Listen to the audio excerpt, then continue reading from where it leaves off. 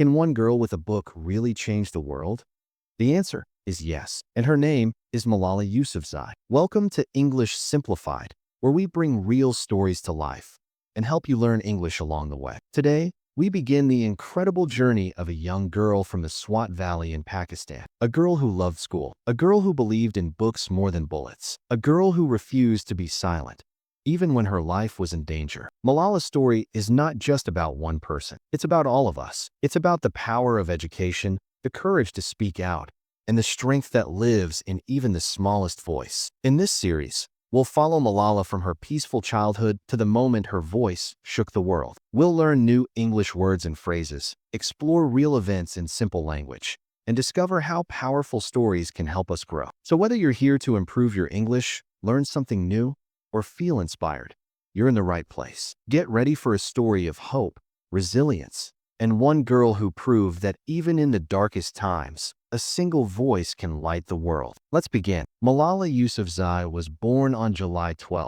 1997, in a place called Mingora, a city in the beautiful Swat Valley of Pakistan. Swat was known for its majestic mountains, peaceful rivers, and fields filled with flowers. It was the kind of place where children played outside, families gathered in the evenings, and people told stories passed down from their grandparents. But Malala's story would be different. She was not only a child of Swat, she would become a voice heard around the world. From the very beginning, Malala was curious. She asked questions all the time. She wanted to know everything. She would look at the stars in the sky and wonder, how do they shine?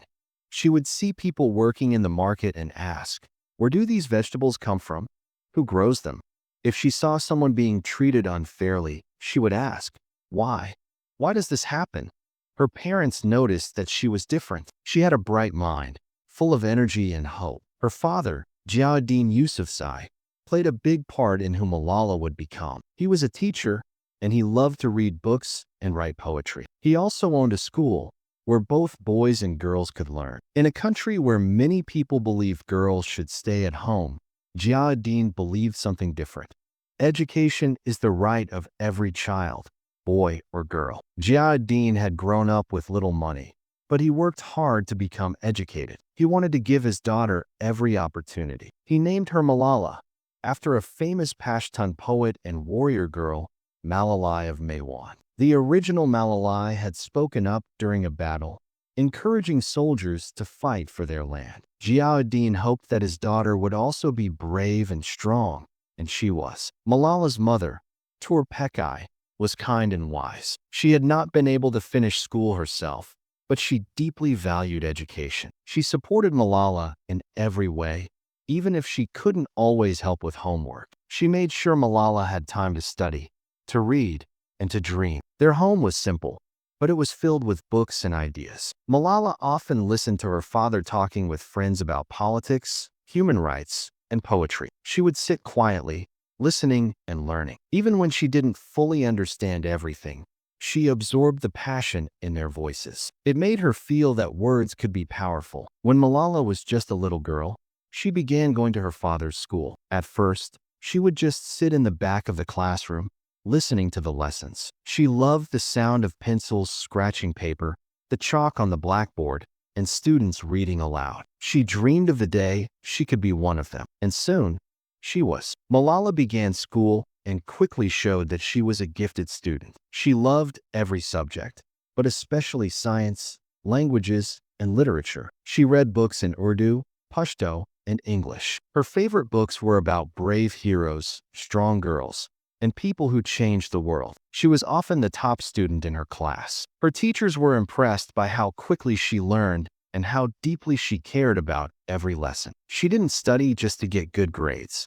She studied because she truly loved learning. She once said, "Going to school felt like being in a garden of flowers." For Malala, education was not a chore. It was a joy. As she grew older, though, Malala began to notice something troubling. Some of the girls she played with in the neighborhood stopped coming to school. One by one, they disappeared from the classroom. Some were told by their families to stay home and help with chores. Others were married off at a young age. A few were simply told, "School is not for girls." Malala did not understand. "Why?" she asked her father. "Why can't they come to school like me?" Her father would explain, "Some people believe that girls should stay silent, but we believe girls have voices, and their voices matter." Malala was angry, but not in a selfish way. She was not just sad for herself. She was sad for every girl who had to give up her dreams. She started to see that education was not guaranteed for everyone, especially girls. This idea, that girls were somehow less important, didn't sit right with her. It was unfair. It was wrong. Malala began to speak up, not in loud protests, but in everyday conversations. She told her friends, "We all have the right to learn." She wrote little essays and gave short talks at school assemblies. Her words were simple, but strong. One child, one teacher, one book, one pen can change the world, she would later say. Even as a child, she was becoming a leader. At home, her father supported her 100%. He never told her to be quiet. He never said, "You're just a girl." Instead, he stood proudly by her side, saying, "She is my daughter. She has a voice, and she will use it." Malala's dream was to become a doctor. She wanted to help people and heal them. But slowly, another dream was forming in her heart. A dream of a world where every child could go to school, no matter where they were born, whether they were rich or poor, girl or boy. She didn't know it then, but this small seed of hope was going to grow into something much bigger. The little girl with a book, sitting in the classroom of her father's school, was about to begin a journey that would reach every corner of the globe. And it all started in the quiet green valley of Swat, with a girl who loved to learn. As Malala grew older, her beloved Swat Valley, the place where she had always felt safe and happy, began to change. The beautiful green mountains that surrounded her home seemed to grow darker, and the calm rivers began to feel like they were flowing with fear. The peace that once filled the valley was now interrupted by a loud and dangerous presence. This presence was the Taliban, a violent group that came into power, bringing with it fear, violence, and strict laws that controlled every part of daily life. The Taliban didn't just want to control the land. They wanted to control the way people thought, the way they dressed, the way they spoke, and the way they lived. They forced everyone to follow their rules, and their rules were harsh. One of the most harmful beliefs the Taliban had was that girls should not go to school. They believed that education was only for boys. They did not think girls needed an education because, according to them, girls were only meant to stay at home and grow up to become wives and mothers. They believed girls should not have the chance to think for themselves or chase their dreams. Instead, they should be quiet, obedient, and stay within the walls of their homes. This was a belief that Malala could not accept. She had been taught all her life by her father that education was a right, not just for boys, but for girls too. She believed that every girl deserved the chance to learn, to explore the world with books, and to find out who she was and what she could become. But the Taliban didn't just talk about these ideas. They began to act. They started destroying schools. Some schools were bombed. Others were burned down completely. Teachers were forced to stop teaching. Children were afraid to even go outside, because there was a sense that anyone who went against the Taliban would face harsh punishment. People were afraid. Fear had taken root in the valley. Many families hid their children at home. Some girls were forbidden to leave the house, let alone go to school. The streets of Swat, which had once echoed with laughter and excitement, grew silent. The world outside felt like it was closing in. But Malala refused to be silent. Even though she was only 11 years old, Malala was strong. Her mind was sharp, and her heart was full of courage. She knew what was happening was wrong, and she could not sit quietly while it continued. She had big dreams, and she knew education was the path to those dreams. The changes were not just happening to the world around her.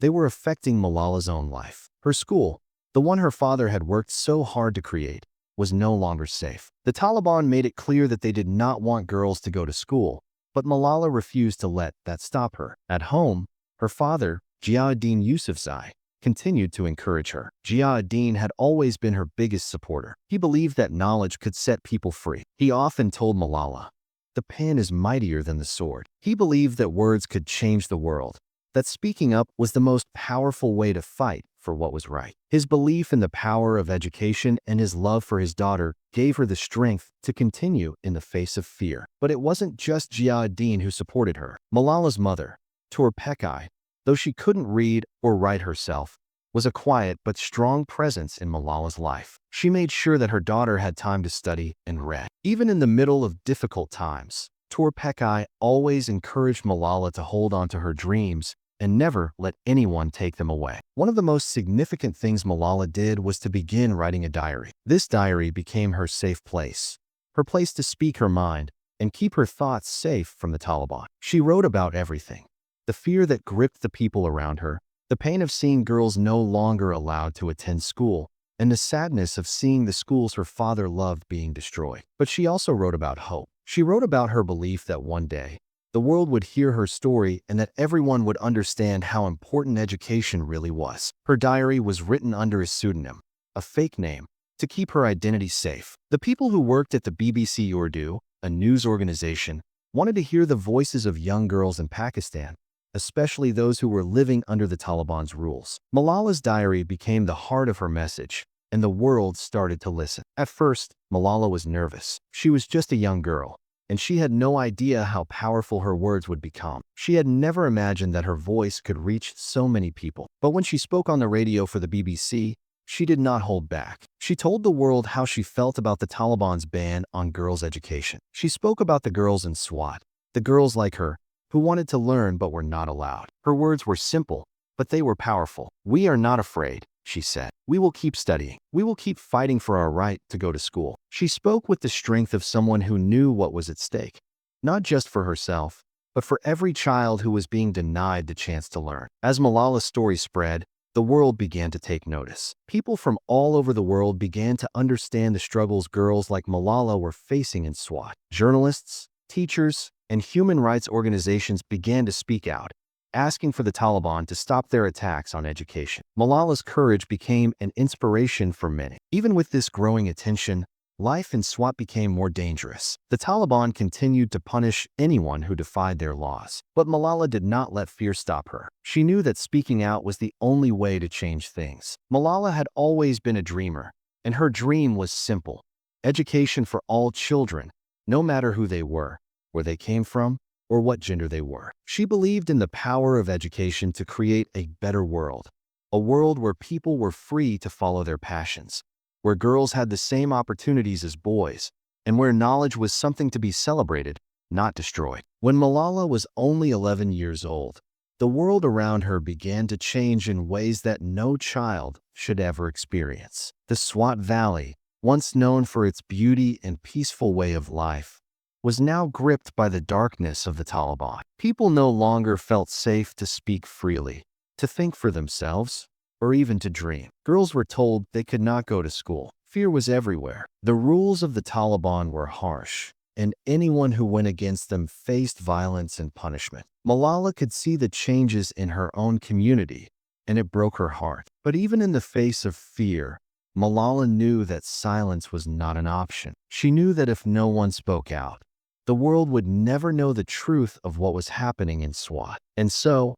she found a way to raise her voice, quietly, secretly, and courageously. Malala began writing for the BBC Urdu, a news organization that reported on the events taking place in Pakistan. To protect her identity, Malala used a secret name, Gul Makai, a name she borrowed from a character in a famous Pashto folk tale. Gul Makai was a brave, strong girl who spoke out for justice, just like Malala. By writing under a fake name, Malala was able to tell the world her story without putting herself in immediate danger. But even in the secrecy of her blog, her voice rang with truth, passion, and power. In her blog posts, Malala described what it was like to live under the rule of the Taliban. She wrote about the fear that haunted every person in Swat, the fear of being punished for doing something as simple as attending school. She spoke about the silence that filled the streets, as people were afraid to express their opinions or talk about the injustices they were witnessing. She described how girls were forced to hide their school books under their clothes or in secret places in their homes, terrified that someone might report them to the Taliban. She painted a picture of how the light of hope seemed to be fading in Swat as schools were shut down, teachers were threatened, and children were told they had no future beyond their homes. In one of her early blog posts, Malala wrote about the changes in her own life. "Our school was once a place full of laughter, where girls and boys learn together. But now, girls can't go to school anymore. Some have even stopped dreaming of becoming doctors, scientists, and teachers. They have stopped believing in themselves. Her words, though simple, were powerful. Malala was giving the world a glimpse into the lives of the people of Swat, who were no longer able to live freely. She described the pain of seeing her own classmates, once full of dreams, now living in silence, their futures uncertain. Her words weren't just about the struggles her family and friends were facing. They were about the future of the girls in Swat, girls who, like her, were determined to continue learning despite the Taliban's harsh rules. Malala's blog became a way for her to speak up for those who could not speak for themselves. It became her weapon against the oppression she saw every day. Though her writing was often filled with sadness, there was always a glimmer of hope. Malala wrote about her own dreams of becoming a doctor, of one day being able to help people and change the world. She wrote about the importance of education, not just for herself, but for all children. She believed that education was the key to freedom, to opportunity, and to a better life. In one particularly moving post, Malala wrote, "I have a dream that one day, girls will be able to go to school without fear, that they will be able to learn and grow and become whatever they want to be. I believe in education because education is the key to a better world." Malala's words were simple, but they were brave, and they were heard by more people than she ever imagined. Her blog posts were shared by BBC Urdu,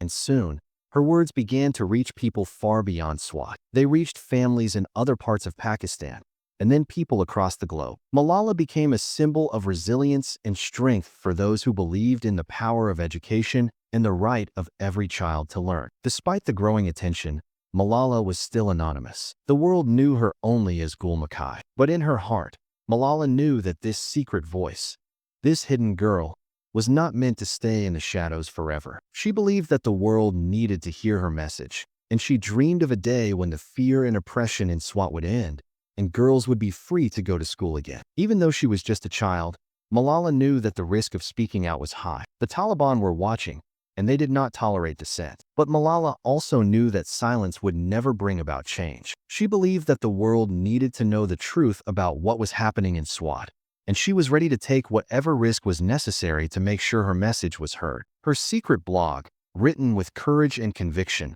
was her way of challenging the Taliban's power. It was her way of resisting their oppressive rule. Through her writing, she was showing the world that even in the darkest moments, there was light, there was hope, there was courage, and there was a belief that education could change everything. And as more people began to read her blog, Malala realized that her quiet voice had become something much larger. It was becoming a movement for freedom, for education, and for the rights of girls everywhere. Her words, once just a secret, were now a call to action. As Malala's blog spread beyond the borders of Pakistan, her words began to echo around the world. Her story became a beacon of courage, and her message, a call for education, equality, and freedom, began to capture the attention of people everywhere. She was no longer just a young girl writing in secret.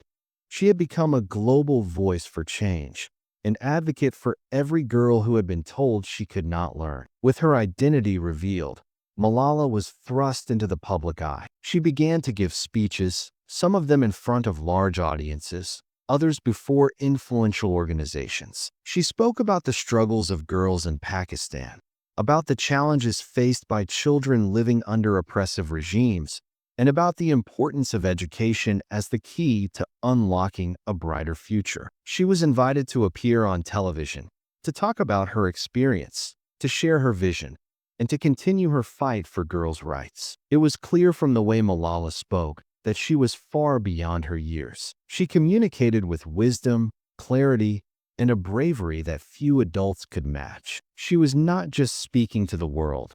She was pleading for it to listen, to recognize the injustices girls everywhere were facing, and to take action. Her speeches were filled with the strength of her belief in education's power to transform lives. She didn't just want the world to see her as a victim of violence. She wanted them to see her as a champion of hope and change. Malala's message was simple but profound. Every child, no matter where they live, has the right to learn. She spoke with such conviction with such a sense of purpose that it was impossible for anyone to ignore her. And the more Malala spoke, the more people admired her courage. From global leaders to everyday citizens, people around the world were inspired by her fearlessness, by her ability to stand up for what was right in the face of such overwhelming danger. But while the world was cheering for Malala, there was another force watching her rise with growing hostility: the Taliban. To the Taliban, Malala's words were more than just the opinions of a young girl. They were an attack on everything they believed. The Taliban was determined to impose their strict, oppressive rules on Pakistan, especially in areas like Swat Valley. They did not believe in the power of education for girls. Quite the opposite, in fact. They saw it as a threat to their control, their authority, and their deeply held beliefs. A world where girls had the freedom to speak, learn, and choose their futures was not a world the Taliban could tolerate. The idea that a child, a girl, could publicly challenge their authority was a concept the Taliban could not accept. In their eyes, Malala had become dangerous, a symbol of defiance, a challenge to their authority. She was not just a threat because of her outspokenness.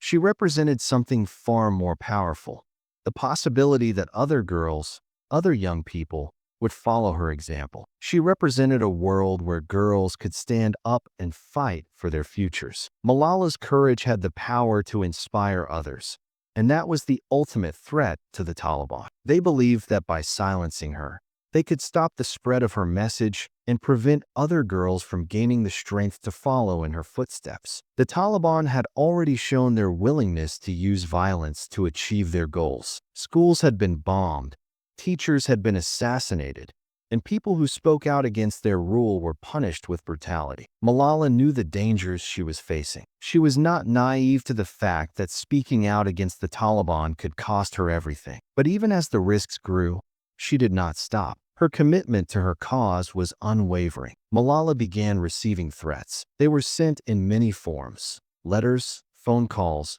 and warnings from people who said she should stop her public speaking. But for Malala, stopping was never an option. She had already come too far, and she knew that her mission was bigger than just her. It was about every girl who had been denied an education, every child whose future had been stolen by violence, and every community that had been kept in the darkness by fear. One of the most powerful moments of Malala's speaking journey came when she was invited to speak at the United Nations on her 16th birthday, in a speech that would become one of the most iconic in history. The world gathered to hear Malala share her thoughts on the importance of education. In front of an audience of leaders, diplomats, and students, Malala's voice rang clear and strong, filled with passion and determination. She told the world, "One child, one teacher, one book, and one pen can change the world." Her words were more than a statement.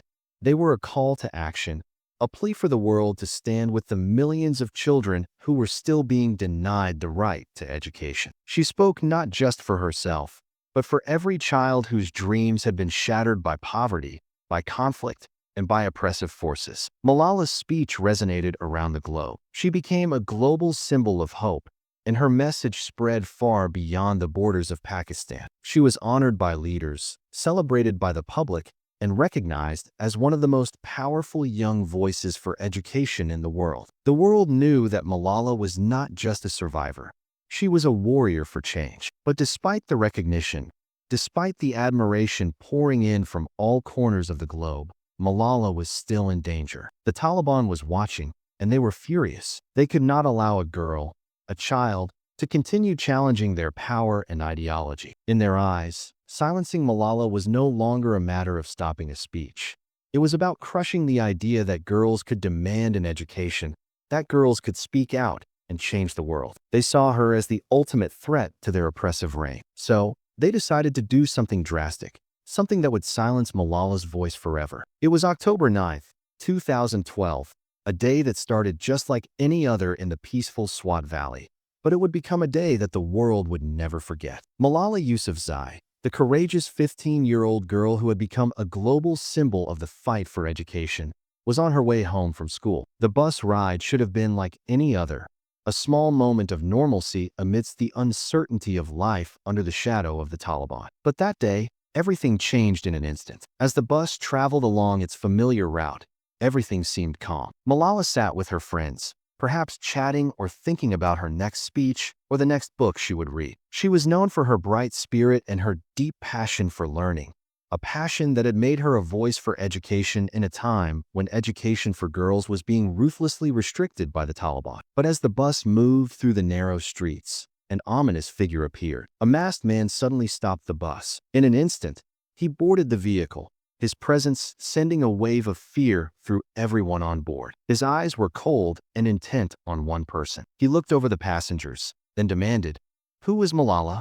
The atmosphere in the bus grew tense. Malala, still young but incredibly aware of the world around her, may have known the danger that was closing in. She had been receiving threats for months, had been the subject of violent warnings from the Taliban, but never before had it come to this. The man's gaze locked onto her. Without hesitation, he pulled out a pistol and aimed it at Malala. Before anyone could react, the deafening sound of a gunshot rang through the bus. Malala was struck in the head, and the world seemed to shatter. The bus, which had been filled with the sounds of chatter and life, now stood in utter silence. Panic spread among the students and teachers on board. They screamed for help, calling for someone to do something, anything, to save the girl who had dedicated so much of her young life to the cause of education and freedom. The bus driver, in a daze, immediately rushed Malala to the nearest hospital. Blood was pouring from the wound, and Malala lay unconscious, her young body slipping into shock. But even as her body fought for survival,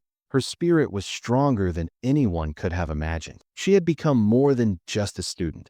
She had become a symbol of resistance. And now the Taliban had made her the ultimate target. As the bus sped through the streets, carrying Malala toward emergency care, the world outside was starting to react. News of the shooting quickly reached the media, and it spread like wildfire across the globe. Social media exploded with messages of support, prayers, and concern. People from every corner of the world, young and old, rich and poor, sent their thoughts to Malala, praying for her survival. It was a cruel irony. Malala, the young girl who had stood up for the rights of every child to receive an education, was now fighting for her life in a hospital bed. The attack on Malala was not just an assault on one girl. It was an assault on the very idea that girls could have an equal voice in society, that children should have the right to learn and speak freely. Her friends, her teachers, and her family were beside themselves with worry. Her father, Ziauddin Yousafzai, who had always been her greatest supporter, could hardly process the events that had unfolded. How could it be that his daughter, who had always been so full of life and courage, was now lying in a hospital bed, fighting to survive? Doctors in Pakistan worked desperately to save her, but the damage to her brain was severe. The bullet had passed through her head, causing extensive damage. Emergency surgeries were performed, but it was clear that Malala's condition was critical. The Pakistani medical team did everything in their power to keep her alive, but they knew that the best chance for her recovery would come from advanced treatment that could only be provided abroad. In the midst of the crisis, the Pakistani government made the critical decision to move Malala to the United Kingdom, where she could receive the best possible care. This decision was made amidst growing international attention. Leaders and citizens alike were praying for Malala's survival, but they were also fearful that the Taliban might succeed in their attempt to silence her forever. As Malala was transported to the UK, the world's eyes were fixed on her, praying that she would emerge from this nightmare to continue her mission for girls' education. As Malala was transferred to a hospital in Birmingham, UK, her family and the world were still reeling. The emotional weight of the situation was almost unbearable. Malala was in a medically induced coma, her body fragile and weak, but she was still alive. The question that gripped the world was whether she would survive, whether this remarkable young girl, who had inspired millions with her bravery, would be able to continue her fight. For days, there was silence, except for the constant hum of machines in the ICU, monitoring Malala's every breath. Her family sat vigil by her side, holding on to hope that her resilience would pull her through. The world waited for any sign of improvement, any indication that Malala was still fighting to stay alive. During this agonizing period, a global movement began to take shape. People all over the world, from politicians to ordinary citizens, began to show their support for Malala. There were tributes to her courage, petitions calling for greater access to education, and millions of messages shared on social media under the hashtag Pray for Malala. The Taliban had attacked Malala because they believed they could silence her. What they didn't realize was that they had ignited a global firestorm, a wave of support that would only grow stronger as Malala fought to recover. In the UK, doctors worked around the clock to stabilize her condition. Her brain, bruised and damaged, was healing slowly, but the road to recovery was uncertain. Malala's life hung in the balance, and every update from the doctors was met with a collective holding of breath. But Malala had never been one to back down from a fight. Her courage, her belief in the power of education, and the overwhelming support from around the world fueled her recovery. Slowly, the signs of improvement began to emerge. Malala's body, though fragile, began to respond to treatment. Her eyes fluttered open, and though her first words were not known, her family could see the spark of life still burning inside her. Malala was fighting back. The world was waiting for a miracle, and with every small sign of recovery, it seemed like that miracle was unfolding before their eyes. But what no one realized at the time was that this moment, this crisis, would not be the end of Malala's journey. It would be the beginning of something far greater, a global movement for education and girls' rights that would echo through the years to come. The story of Malala Yousafzai was no longer just that of a young girl from the Swat Valley with big dreams for education. It had become the story of strength, resilience, and hope. After the brutal attack, Malala could have retreated into silence, overwhelmed by pain, fear, and the enormity of what had happened. But instead, she chose a different path. She chose to speak louder, to stand firmer, and to fight even harder. Her survival was nothing short of a miracle, and the world took a collective sigh of relief. But for Malala, her journey was just beginning. The transition from surviving the attack to healing emotionally and physically was grueling, as it involved not only medical recovery, but also confronting the trauma that had come from that violent day. As she lay in a hospital bed in Birmingham, UK, recovering from multiple surgeries, Malala's body was frail, but her spirit was unbreakable. In those early days of her recovery, Malala's mind was constantly at work. She thought about the young girls she had met in Pakistan, the ones who were still living in fear, unable to go to school. She thought about the thousands of children who, like her, dreamed of a future built on education. But while her body was healing, the mind of Malala was already formulating the next phase of her life, one that would be more purpose-driven than ever. Malala's family stood by her side, offering unwavering support as she slowly regained strength. Her father, Jawuddin, who had always been a pillar of encouragement, stayed by her side, never leaving her side through the long days and nights. His pride in her courage and the resilience she displayed was evident. He had always believed in his daughter's ability to change the world, and now, even in her weakest moments, he saw that she would not only survive, she would lead. Doctors worked tirelessly to help Malala recover. Each step of her recovery was a milestone. It wasn't just the medical procedures that mattered. It was the mental and emotional strength she exhibited. Malala refused to be defined by the violence of the attack. She refused to let it turn her into a victim. Instead, she chose to see herself as a survivor, and her message was clear. Nothing, not even a bullet, could take away her right to speak or her dream for a better world. As her body slowly healed, Malala began to speak again. Her first words, when she regained consciousness, were simple but powerful. "I am Malala." It was a statement of her survival, a declaration that she would not be silenced, and a reaffirmation of her mission. As the weeks passed, Malala's voice began to grow stronger. She wrote to her supporters, thanking them for their prayers and messages of love. And soon she was speaking to the world, not from the darkness of a hospital room, but as a beacon of hope and a symbol of resilience. Her message was louder than ever.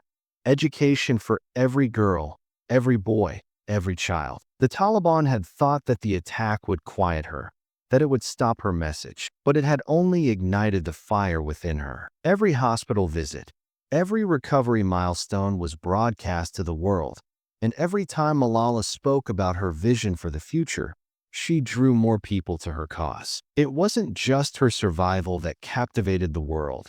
It was her unyielding determination to continue the fight for the rights of girls to receive an education. The global response to Malala's recovery was overwhelming. Leaders from around the world, from UN officials to heads of state, issued statements of support. Global movements for education surged, and the world began to see Malala not just as a victim of violence, but as a powerful agent of change. Her courage had transcended national borders, and it resonated with millions who believed that the rights of children, especially girls, must be protected at all costs. The hashtag Pray for Malala campaign became a massive symbol of solidarity. People from all corners of the world, men and women, children and adults, shared their stories, their hopes, and their prayers. Celebrities like Angelina Jolie, Emma Watson, and Meryl Streep spoke out in support of Malala's mission. Oprah Winfrey hosted Malala on her show, while former President Barack Obama praised Malala for her bravery. Even those who were once on the sidelines of the education debate began to understand the urgency of the situation. Education was no longer just a local issue. It had become a global cause. And yet, as much as Malala appreciated the support, she knew that her recovery was not just about global recognition. It was about the dreams of millions who shared her vision of a better, more equal world. As she began to regain her strength, she worked hard to ensure that her voice would continue to reach every corner of the world. Public appearances, speeches, and press conferences became her new battleground. But each time Malala stood before an audience, whether large or small, she knew that she wasn't just speaking for herself. She was speaking for every child who had been denied their right to education, freedom, and self-expression. Her mission was no longer just to advocate for girls in Pakistan. It was a fight for every child who faced barriers to learning, whether from poverty, conflict, or oppressive regimes. Malala's fight had become the world's fight. She had transformed her personal tragedy into a global call to action. Through her efforts, international organizations like UNICEF, the United Nations, and numerous non-governmental organizations began to put even more pressure on governments to commit to girls' education. The Malala Fund, which Malala had co-founded with her father, became an important tool for creating positive change. It funded education programs in countries where girls were still denied the opportunity to learn. Malala was not just a spokesperson. She was now an advocate, a leader, and a driving force behind the global education movement. By the time Malala turned 16, she had already achieved more than most people would accomplish in a lifetime. She had received global recognition, had been nominated for the Nobel Peace Prize, and was already being hailed as one of the most important figures in the world. But despite the accolades and the attention, Malala remained grounded in her mission. Her passion for education never wavered. As Malala's health improved, her voice grew louder. But more than just her voice, her message grew stronger. She knew that her survival wasn't an accident. It was a sign that she had been chosen for something bigger. Her life had been spared for a reason, and she was determined to make every moment count. Malala was stronger than fear, stronger than any bullet, and stronger than any force that sought to silence her. Her mission was clearer than ever: to ensure that every girl, every boy, every child in the world could have the opportunity to go to school, to learn, and to build a future full of possibilities. By 2013, Malala's life had already transcended the boundaries of her small hometown in the Swat Valley of Pakistan. After surviving an attack that could have easily silenced her, she became not just a symbol of courage and resilience, but a living testament to the power of education as a weapon against oppression. Her memoir, I Am Malala, co-written with the renowned journalist Christina Lamb, became the vessel through which she shared her extraordinary journey with the world. The release of I Am Malala was a defining moment in Malala's life, as it marked the transition from a survivor to a global advocate for education. In the book, she not only recounted the harrowing details of the attack on her life, but also offered an in-depth look into her childhood, her relationship with her family, and the cultural landscape of the Swat Valley before the Taliban took control. Through her words, she painted a vivid picture of the peaceful landscape she once called home, a place where education was valued, especially by her father, who had always encouraged her to pursue her dreams, regardless of the societal expectations placed upon girls. But the book was more than just a retelling of her life. Malala's words were powerful calls to action, urging readers to reflect on their own education systems and their roles in shaping the futures of children, especially girls, in the world. Her memoir was filled with wisdom that seemed beyond her years, as she tackled subjects such as the importance of empowering women, the barriers that girls face in societies where education is denied, and the need for change. Malala made it clear that education was not a luxury. It was a fundamental human right that every child should have the opportunity to access, no matter their gender, socioeconomic status, or where they lived in the world. The impact of I Am Malala was immediate and profound. Within months, the book became a global bestseller, reaching millions of people around the world. It resonated deeply with readers of all ages, particularly young people who saw themselves in Malala's journey. People who had never heard of her before were now deeply moved by her story and inspired by her unwavering belief in education. The memoir not only brought Malala's personal story to the forefront, but also highlighted the urgent need for action to ensure that millions of girls were not denied the opportunities that so many take for granted. As the book climbed to the top of the charts, Malala became a voice for the voiceless. She no longer needed to explain herself.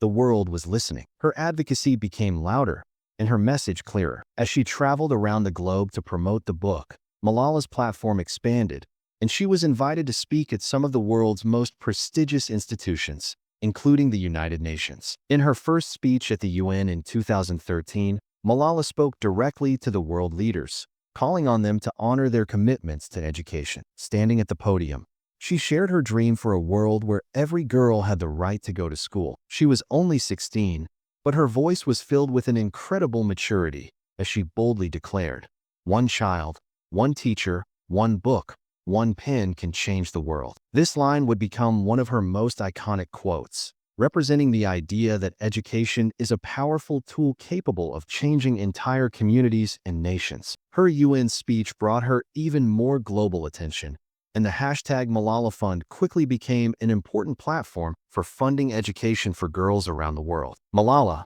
with the support of her father and others, used the fund to invest in education projects in some of the world's most difficult and dangerous places. The focus was clear: empower girls through education. The Malala Fund became a beacon of hope, offering grants and scholarships to young girls who were being denied the chance to go to school. It supported local initiatives and advocacy campaigns, working in tandem with international organizations like UNICEF and the United Nations Educational, Scientific, and Cultural Organization, UNESCO, to create a global movement for girls' education. In addition to her advocacy work, Malala continued her studies in the UK, where she had been receiving medical care. While the challenges of recovery were still present, Malala remained determined not to let her experiences define her. Instead of focusing on her past trauma, she looked ahead, driven by her sense of purpose to make education accessible for all. She even completed her A-levels and later began studying at the University of Oxford, where she studied philosophy, politics, and economics, PP. Her academic journey was a direct reflection of her mission. She believed that knowledge was key to creating a more just and equal world, and she was actively equipping herself with the tools to bring about the change she so fervently advocated for. But even as Malala's international profile grew, she never lost sight of her roots. She regularly spoke about the importance of community-based efforts, emphasizing that lasting change often comes from the grassroots level. She continued to work with local organizations in Pakistan and other parts of the world to empower women and girls. The Malala Fund was committed to supporting girls in conflict zones, where education systems were often destroyed by war, political instability, or extremist forces. Through her tireless work, Malala helped highlight the importance of protecting girls' education in areas like Syria, Nigeria, and Afghanistan, where millions of children were still denied the right to go to school. Her advocacy was also focused on raising awareness about the barriers girls face, such as child marriage, poverty, and cultural restrictions. Malala had witnessed firsthand how these issues often prevented young girls from receiving an education, and she used her global platform to amplify their voices. In her book, she also shared the stories of other girls who, despite immense challenges, had persevered and succeeded in their education. These stories served as inspiration for millions, showing that with determination, support, and opportunity, any barrier could be overcome. In the years following the release of I Am Malala, Malala became not just a symbol of the fight for girls' education, but also a global leader in the peace movement. In 2014, At the age of 17, Malala was awarded the Nobel Peace Prize, becoming the youngest recipient in history. This prestigious honor solidified her place as one of the most influential figures in global education and human rights. But despite the accolades, Malala remained humble, always redirecting attention to the work still to be done. She saw her Nobel Prize not as the culmination of her journey, but as a new beginning, one that would propel her even further into the fight for global education equality. In 2014, at just 17 years old, Malala Yousafzai became the youngest person ever to be awarded the Nobel Peace Prize. It was a momentous occasion, not just for her, but for the global education movement she had become the face of. The announcement of the award was a powerful testament to her incredible courage and tireless work in advocating for girls' education around the world. When Malala received the Nobel Peace Prize, she did so with a deep sense of responsibility, not for her own accomplishments, but for the millions of children whose dreams were still being stifled because they were denied access to education. She accepted the prize on behalf of every child who was denied the right to learn, and especially for the girls who, like her, had faced unimaginable obstacles simply for wanting an education. Her message was clear: education is the key to changing the world. Standing before the Nobel Committee in Oslo, Malala's speech was filled with humility, strength, and hope. She spoke not with anger or bitterness about the Taliban attack that had nearly claimed her life,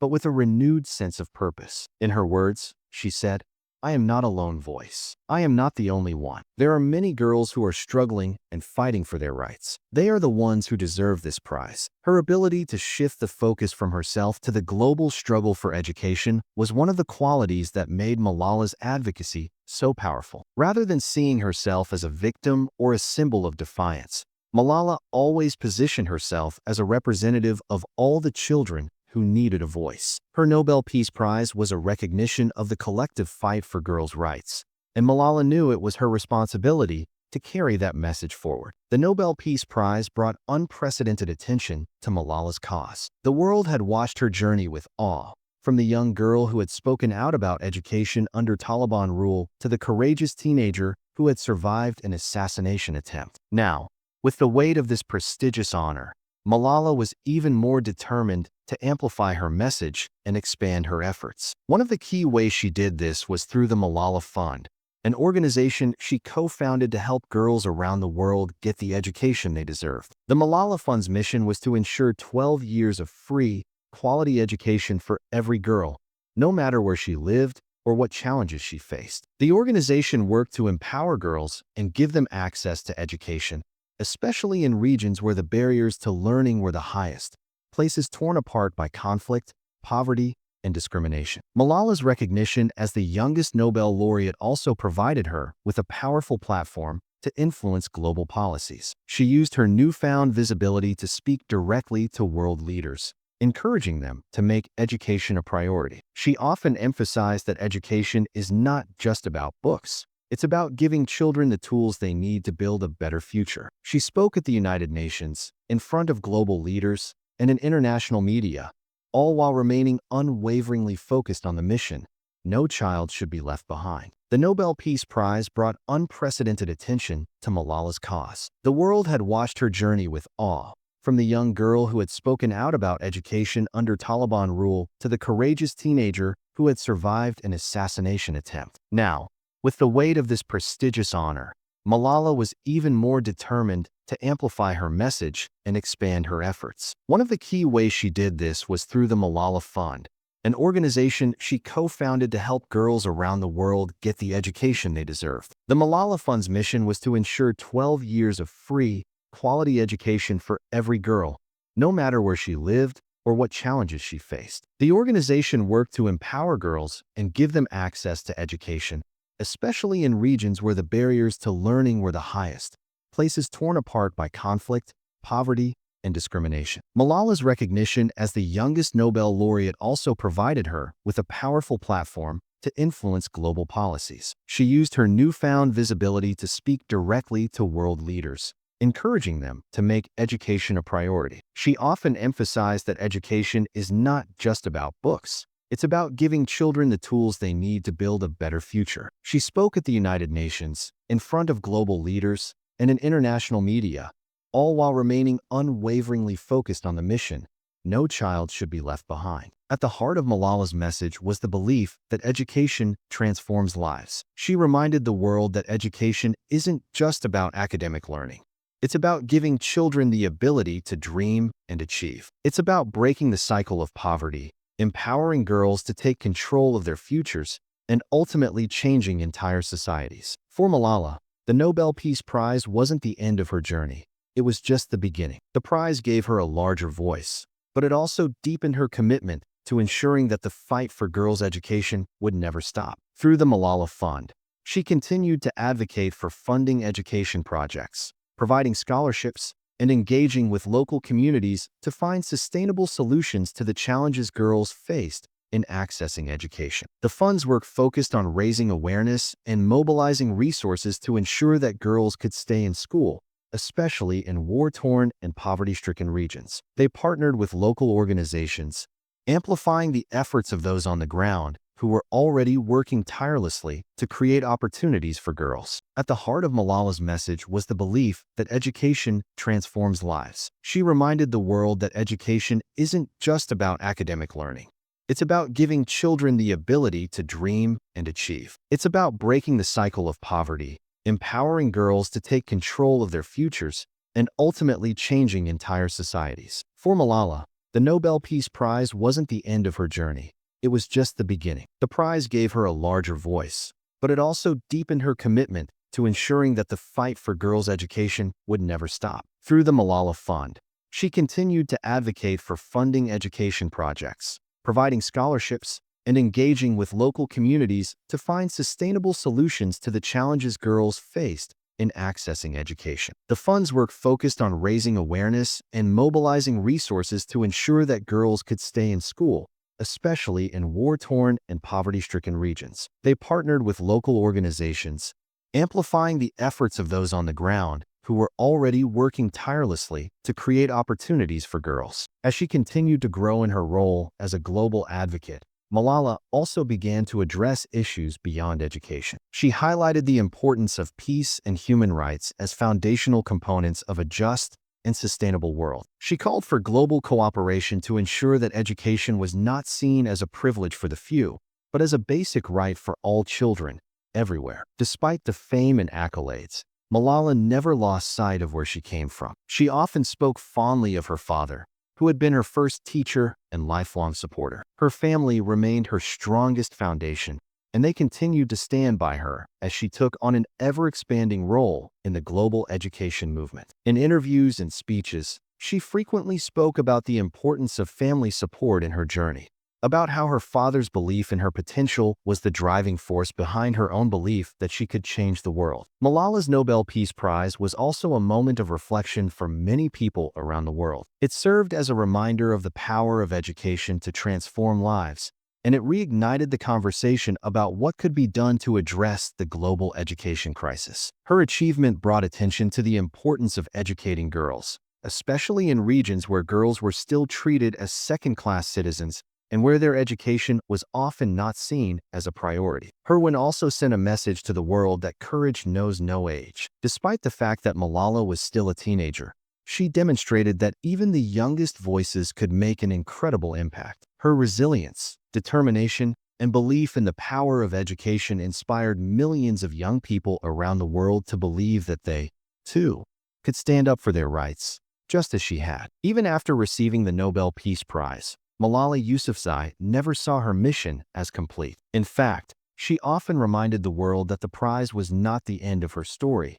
It was only the beginning. While many would have taken such global recognition as a moment to rest, Malala saw it as a sign that she had to do even more. Her journey continued, not with pride, but with humility, focus, and a deep sense of purpose. Despite the demands of her advocacy work, Malala remained committed to something she had always believed in: her own education. She often said, "I do not just speak for education, I live it." In 2017, she began studying at the University of Oxford, one of the most prestigious universities in the world. There, she pursued a degree in philosophy, politics, and economics, PP, a subject that has shaped many world leaders, policy experts, and thinkers. Her years at Oxford were not just about academic learning. They were about growth, reflection, and preparation for the responsibilities that lay ahead. She read great philosophers, studied political theories, and analyzed economic systems, all with the intention of using that knowledge to create a world where every child could thrive. Even while attending classes, writing papers, and taking exams, Malala remained actively engaged with her advocacy work. She balanced the life of a student with the life of a global leader, traveling the world, delivering speeches, and meeting with heads of state, all while working toward her university degree. Malala's time at Oxford deepened her understanding of the systems that shape the world. She gained new insights into the political challenges behind education reform, the economic barriers that kept children out of school, and the ethical questions about global inequality. This education wasn't abstract. It was personal. Every lesson, every lecture, was something she could apply to her work. Her education at Oxford became part of her toolkit, helping her speak not only with emotion, but also with precision, strategy, and depth. Yet, even as she lived and studied in the United Kingdom, Malala never forgot where she came from. Her heart remained with the girls in Pakistan, the children in Afghanistan, the students in Nigeria, the young refugees in Syria, and the countless others whose education had been taken away by war, poverty, or discrimination. She continued to speak their names, to tell their stories, and to advocate for their future. Through the Malala Fund, her work expanded across continents. The organization launched education initiatives in over a dozen countries, including Afghanistan, where decades of conflict had denied generations of girls the chance to go to school. In Nigeria, the Malala Fund supported local activists fighting against the harmful effects of early marriage and gender-based violence. In Syria, the fund helped ensure that girls living in refugee camps could still learn, dream, and hope. Malala traveled to meet these girls, not as a distant celebrity, but as a fellow student, a sister, and a listener. She sat in classrooms, listened to their hopes and fears, and worked with local leaders to create solutions rooted in each community's unique challenges. She understood that change could not be imposed from the outside. It had to come from within. Her approach to activism was never about being the hero of someone else's story. Instead, she used her platform to amplify the voices of those already doing the work on the ground. One of the most powerful things about Malala was how she turned pain into power. The attack she survived could have left her silent and afraid, but instead, she used it as fuel to fight harder. When the world tried to define her by that one moment, Malala gently, but firmly, redefined herself. "I am not the girl who was shot by the Taliban," she said. "I am the girl who fought for her education." That same spirit guided her in every step of her work. She did not speak with bitterness. She spoke with hope. Hope that the world could be better. Hope that leaders would listen. Hope that girls everywhere would one day wake up in a world where their gender did not limit their potential. Her voice reached world stages and quiet villages. She spoke at the World Economic Forum, calling for increased investment in education. She addressed the Canadian Parliament, receiving honorary citizenship for her work. She met with refugee girls in Lebanon, visited schools in Kenya, and encouraged young women in India to lead their own movements for change. Everywhere she went, Malala carried one message: girls deserve education. Girls deserve freedom. Girls deserve a future. But Malala also knew that change takes time. She understood that progress is often slow and difficult. In interviews, she often acknowledged the frustration of seeing girls still denied schooling. Years after her own story brought global attention to the issue. Yet she never gave in to despair. Her belief in people, in change, and in the next generation kept her going. She often said, "We realize the importance of our voices only when we are silenced." And so, she kept speaking, not loudly or forcefully, but with a quiet, persistent strength. The kind of strength that doesn't shout, but still moves mountains. Malala Yousafzai chose a life not of comfort or ease, but of purpose. A life dedicated to others. A life built on the belief that education is the greatest gift we can give, not just to children, but to the world. Her story continues to grow, not just as a memory of what she survived, but as a vision of what she is building. A world where every girl can go to school, raise her voice, and live without fear. Malala Yousafzai's story is more than a timeline of events. It's a living message, a message about courage, compassion, and change. It's not only about a bullet that failed, but about a voice that rose. Her life reminds us that real power doesn't come from strength or status, It comes from standing up for what is right, even when the whole world tells you to sit down. From a young girl in the mountains of Swat Valley to a globally recognized human rights advocate, Malala's journey has proven that you don't need an army to make a difference. You don't need to be a world leader or a millionaire. You just need to care deeply enough to act. And you need to believe, even when others don't. Her most famous words, "One child, one teacher, one book, and one pen can change the world," have become more than a quote. They are a call to action. Malala spoke them not as a politician, but as a student. Not as someone who had all the answers, but as someone who had lived the questions. She knew what it meant to be afraid to go to school. She knew the sound of gunfire in the morning and the fear of speaking out. But she also knew the joy of learning,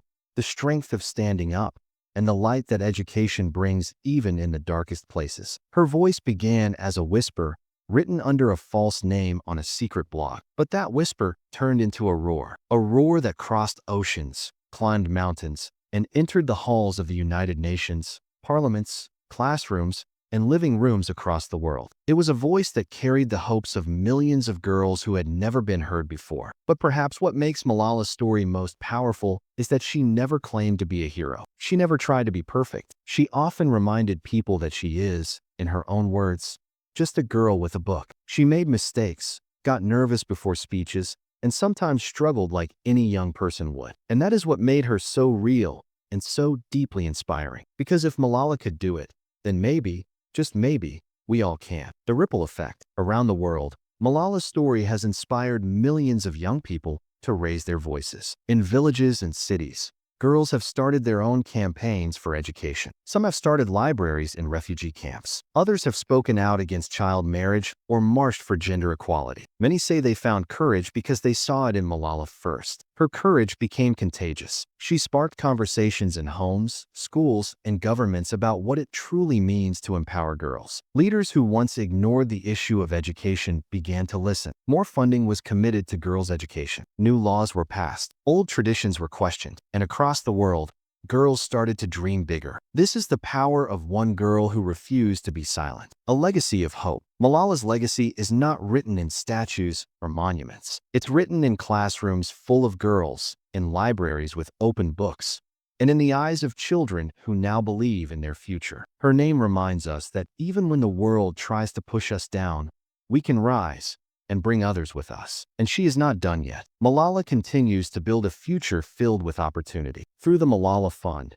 she invests in local leaders and helps communities develop their own solutions. She continues to meet with world leaders, always reminding them, "You have the power, but so do we." She is also now a mentor to many, encouraging the next generation of activists to speak out, not just about education, but about climate change, refugees, racism, and more. She knows that change needs many voices, and she's working to make sure those voices are heard. In the end, Malala's story is not just hers. It's a reflection of what's possible when someone refuses to give up. When one person chooses hope over fear, knowledge over silence, action over comfort. She showed the world that a single voice, no matter how small it starts, can shake the walls of injustice. She showed us that you don't have to be powerful to be powerful. And she showed every child, every girl, every boy, that they are not too young, too small, or too ordinary to change the world. So if you ever doubt the difference one person can make, remember this: one girl, one voice, one book, one dream. That's how the world begins to change. Malala's story reminds us that no matter who you are, where you're from, or how young you may be, your voice matters. She was just a girl with a notebook and a dream. She didn't wait for permission. She didn't wait for someone else to speak first. She believed that change begins when we choose to stand up, even when it's hard. And now it's your turn. You may not realize it, but every time you learn a new word, every time you ask a question, every time you choose to speak with kindness and courage, you're making a difference too. Malala once said, "Let us pick up our books and our pens. They are our most powerful weapons." So keep reading, keep learning, keep believing, because the next story that changes the world might be yours. If you enjoyed this story and want to hear more inspiring journeys while improving your English, subscribe to English Simplified. Comment below with your favorite part of Malala's journey and turn on notifications so you never miss a new story. We'd also love to hear from you. What would you stand up for? What's your dream? Share it in the comments and let your voice be heard. Thank you for being part of this journey. And remember, one voice can change the world. Why not yours?